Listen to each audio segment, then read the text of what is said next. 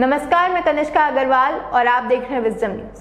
आजकल गठबंधन हर जगह चर्चित है, चाहे वो किसी बड़ी पार्टी का हो या किसी अन्य स्थल पर। हर एक सरकार अपनी गठबंधन की सरकार बनाना चाहती है। आज कुछ ऐसी ही जानी मानी हस्तियां हमारे स्टूडियो में भी मौजूद हैं, तो चलिए आपका उनसे परिचय कराते हैं। उनमें से एक है राम गोपाल उत्तम, जो लोकतंत्र सुरक्षा पार्टी के राष्ट्रीय संयोजक है और उनके साथ गठबंधन की सरकार बनाने के लिए आए हैं सर्वजन पार्टी के राष्ट्रीय अध्यक्ष संजय प्रकाश। तो चलिए उनसे वार्तालाप करते हैं और आपसे भी मिलवाते हैं। नमस्कार, मैं इंजीनियर राम गोपाल उत्तम हूं। मैं रुड़की यूनिवर्सिटी का ग्रेजुएट एवं पोस्ट ग्रेजुएट इंजीनियर हूं और उत्तर प्रदेश सरकार से सेवानिवृत्त हूं। मैंने 2019 में अर्जक अधिकार दल पार्टी की स्थापना की थी, उसका मैं राष्ट्रीय अध्यक्ष रहा। अब मैं उसका संरक्षक और लोकतंत्र सुरक्षा पार्टी का राष्ट्रीय संयोजक हूं। मैं संजय प्रसाद सरस्वती इंजीनियरिंग कॉलेज से अवकाश प्राप्त हूं। यहाँ लखनऊ में बाबू बनारसी दास इंजीनियरिंग कॉलेज में भी इलेक्ट्रिकल इंजीनियरिंग डिपार्टमेंट का मैं एचओडी रहा हूं। मैं अभी सर्वजन पार्टी भारत का राष्ट्रीय अध्यक्ष हूं और बिहार में इसको सक्रिय रूप से इसमें लगा हुआ हूं और अभी राष्ट्रीय स्तर पर भारतीय लोकतांत्रिक गठबंधन को मजबूत करने के लिए प्रयास कर रहा हूं, जो छोटी छोटी पार्टियों का गठबंधन है और जिससे भारत को लाभ होगा। मेरा सवाल राम गोपाल उत्तम जी से है। आपकी शोषित सरकार को संगठित करने की क्या प्रक्रिया है? भारत में 90% शोषित हैं, लेकिन खेद का विषय है कि 90% लोगों का निरंतर शोषण हो रहा है और जो शोषक वर्ग है 10% बराबर इन पर शासन कर रहा है।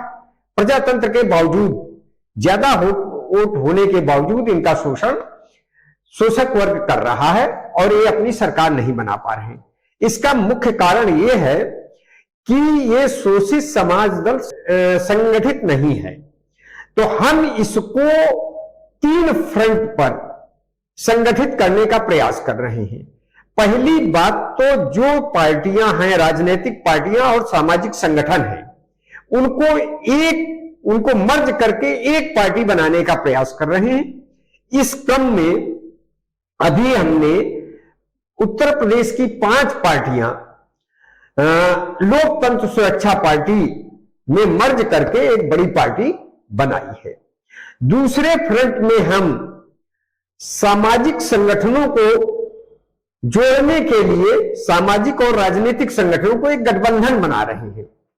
उस गठबंधन में जो लोग अपनी पार्टी को मर्ज नहीं कर सकते, अपने संगठन को मर्ज नहीं कर सकते, या ऐसे लोग हैं जो समाज की चिंता करते हैं, समाज में निरंतर कुछ काम कर रहे हैं, लेकिन उनकी अपनी कोई पार्टी और राजनीतिक संगठन नहीं, उनको एक गठबंधन में ला रहे हैं। इसके अलावा हम तीसरे फ्रंट में भी काम कर रहे हैं। जो हम देख रहे हैं कि नेता लोग जनता को बांट रहे हैं, अपनी पर्सनल ईगो संतुष्ट करने के लिए, या ये उनका सोच है कि मैं ही सब कुछ कर सकता हूं। वो गठबंधन संगठन के बाद संगठन बताते जा रहे हैं, संगठन टूटते जा रहे हैं। तो इसके लिए हम जनता को जगा रहे हैं कि नेता बढ़ते रहे लेकिन आप ना बटो। हम इसके लिए ये करेंगे कि अब लोकसभा या विधानसभा चुनाव में हम कन्वेनर बनाएंगे, जो संयोजक है बनाएंगे विधानसभा क्षेत्र में। टिकट कोई पार्टी का मुखिया नहीं देगा, कोई पार्टी नहीं देगी। कन्वेनर जो होंगे, जो लोकसभा या विधानसभा क्षेत्र के संयोजक हैं, जिनमें गांव लेवल तक के कार्यकर्ता का हस्तक्षेप होगा, वो लोग अपना प्रतिनिधि चुनेंगे और वही प्रतिनिधि फाइनल होगा। इस तरह से हम इन तीनों फ्रंट में काम कर रहे हैं। मेरा सवाल संजय प्रसाद जी से है। आप राष्ट्रीय पार्टी के अध्यक्ष हैं, मेरा सवाल ये है कि आप किस प्रकार से ऐसी नीति अपनाना चाहते हैं जो देश को फायदा पहुंचाए। आपकी पार्टी की आखिर विचारधारा क्या है? हमारी पार्टी सर्वजन पार्टी भारत का लक्ष्य है श्रेष्ठ भारत निर्माण। हमारा देश अमेरिका की तुलना में, रूस, चीन, जापान की तुलना में बहुत पीछे है और विकासशील है, विकसित भी देश नहीं है। जब हम कहते हैं श्रेष्ठ भारत निर्माण तो इसका अर्थ होता है एक विकसित देश, आर्थिक महाशक्ति देश, सैनिक महाशक्ति देश और संपूर्ण शिक्षित देश, साइंस एंड टेक्नोलॉजी से सुदृढ़ देश। और यह बनाने के लिए हमें जनता की भागीदारी बहुत जरूरी है।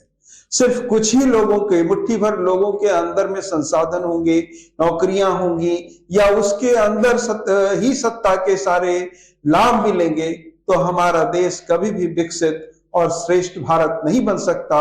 दुनिया में चीन, जापान, रूस को से आगे नहीं निकल सकता।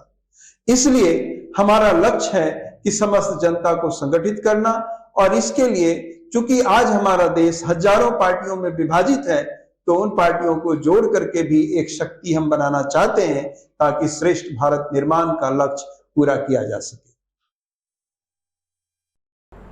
मेरा सवाल अब राम गोपाल उत्तम जी से है। यदि आपकी सरकार, गठबंधन की सरकार सत्ता में आती है तो आप मजदूरों, किसानों यानी कि संजीवन वर्ग को किस प्रकार से उनका हक दिलाएंगे? हम ये देख रहे हैं कि देश में जो श्रमजीवी वर्ग है उसको उसके परिश्रम का, उसके श्रम का न तो प्रॉपर पैसा मिल रहा है और न ही उनके लिए जो है उनको सम्मान मिल रहा है।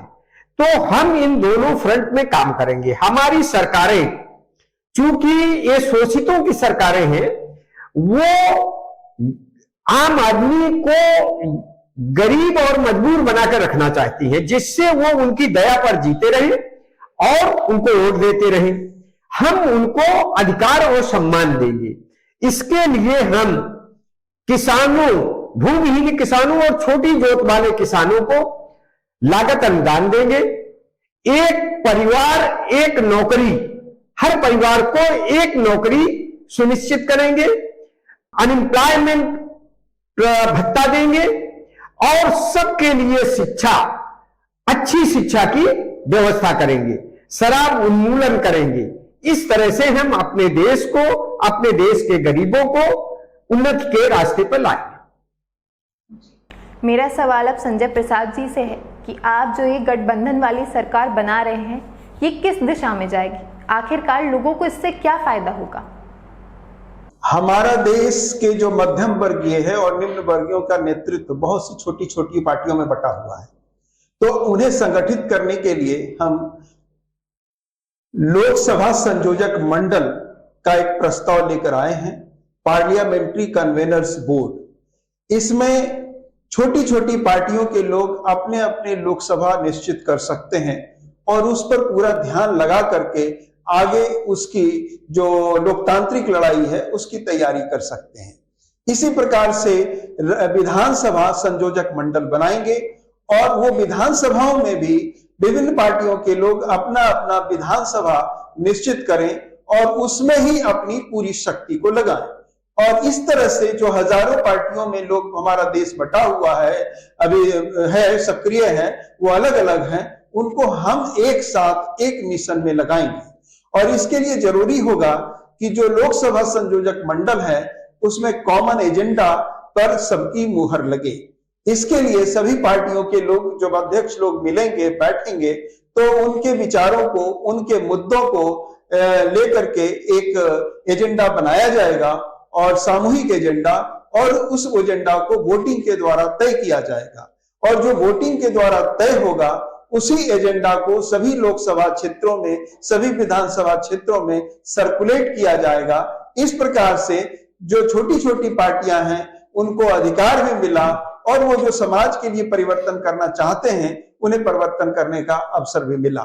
तो इस प्रकार से हम इन पार्टियों का गठबंधन बना करके एक बड़ी शक्ति बनाना चाहते हैं जो इस देश में वाकई परिवर्तन को लाए। सामाजिक, आर्थिक, राजनीतिक, न्यायिक व्यवस्था में परिवर्तन है, इन परिवर्तन को लाए और इसे अमली जमा बनाए ताकि भारत को विकसित राष्ट्र की दिशा में बढ़ाया जा सके और एक श्रेष्ठ भारत निर्माण किया जा सके और एक भारत को एक आर्थिक महाशक्ति बनाया जा सके। यही हमारा विचार है और इसी दिशा में मैं काम करने के लिए चाहता हूं। जो हाल फिलहाल अभी मौजूदा टैक्स स्ट्रक्चर है उसके बारे में आपके क्या विचार है राम गोपाल जी? हम ये देख रहे हैं कि सरकारों ने धीरे धीरे पूरा टैक्स गरीब आदमी और मध्य वर्ग के ऊपर ट्रांसफर कर दिया है। पहले इस देश में प्रॉपर्टी टैक्स लगता था, वेल्थ टैक्स, तो वेल्थ टैक्स आम आदमी के ऊपर नहीं लगता था, मध्य वर्ग और गरीब आदमी बिल्कुल फ्री था। लेकिन इसको पूरी तरह से खत्म कर दिया गया। फिर इसके बाद सारे टैक्सों को घटाते हुए और जीएसटी ला दिया गया। जीएसटी जो है पूरा गरीब आदमी के ऊपर लग रहा है। जो आज अगर हम देखें तो जो पैसे वाला, ज्यादा पैसा कमाने वाला आदमी है, मान लीजिए वो 5 लाख रुपए 10 लाख रुपए महीना कमाता है, तो वो मुश्किल से 1% टैक्स देता है। लेकिन जो गरीब आदमी है, जो एक मजदूर है, जो किसान है, वो लगभग अपनी कमाई का 60% टैक्स देता है। टैक्स केवल कंज्यूमर देता है। टैक्स जो है, हम अगर देखें कि पूंजीपति और उद्योगपति टैक्स देते हैं तो वो टैक्स नहीं देते हैं, केवल कंज्यूमर टैक्स देता है। जब हम इस स्ट्रक्चर को देखते हैं तो हम देखेंगे कि हम जो खाएंगे, पहनेंगे, उपयोग करेंगे उसी में टैक्स देंगे, लेकिन हमारा किसान जो कुछ भी खेत में फेंक देता है, खाद, बीज, पेस्टिसाइड, कृषि यंत्र, डीजल, जो कुछ भी खेत में लगा देता है सब में टैक्स देता है। तो इस समय जो टैक्स देश में इकट्ठा हो रहा है सबसे ज्यादा उसमें किसानों का कंट्रीब्यूशन है, लेकिन उसके बदले उन्हें कुछ नहीं मिल रहा। ये व्यवस्था बदलने की जरूरत है, हमारी सरकार इसको बदले। धन्यवाद जी, बहुत बहुत धन्यवाद कि आपने आए, आपने अपना वक्त दिया यहाँ पे। मैं अब इस वीडियो जहां तक पहुंच रहा है और छोटी छोटी पार्टियों को मैं ये संदेश देना चाहता हूं कि अगर आपके सामने ये पहुंचे तो कृपया हमारे साथ जुड़ने का प्रयत्न करें। धन्यवाद। उम्मीद करते हैं कि जितना अच्छा हमें लगा उनसे मिलके उतना ही आपको भी लगा। ये है एक और नई पार्टी गठबंधन हमारे बीच। इसी के साथ मैं कनिष्का अग्रवाल विजडम न्यूज से आपसे विदा लेती हूँ। उम्मीद करती हूँ कि हमने आप तक पूर्ण रूप से सारी जानकारियां पहुंचाई हो। धन्यवाद।